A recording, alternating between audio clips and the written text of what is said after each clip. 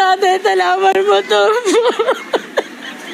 ওর পা হাত মায়েরা ঘাড়ের ভিতরে আঘাত করছে।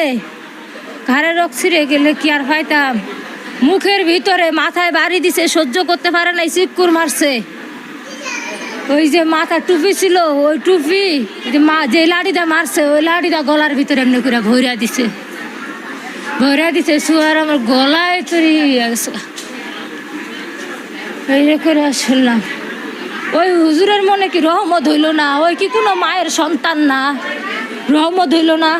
এই বাচ্চাটা এক একটা কোপে, আপনারা দেখেন ওর শরীরটা এক একটা কোপে কতটা চিক্কুর করছে, কতটা আত্মনাদ করছে। একটা হুজুরের কাছে গেছে, হুজুর আমাকে আশ্রয় দেন, হুজুর আমাকে বাঁচায়নি, আবার ঠেলে দিছে মারার জন্য। আমি জোহরের নামাজ পড়ছিলাম, পড়ার পর বসেছিলাম, আমার ভালো লাগে নাই দেখে বসেছিলাম, সুন্নত নামাজ পড়ে নেই। তার জন্য হুজুর আমাকে ডাকছে, আমি গেলাম। যাওয়ার পর হুজুরের নাম আসাদুজ্জামান আসাদ।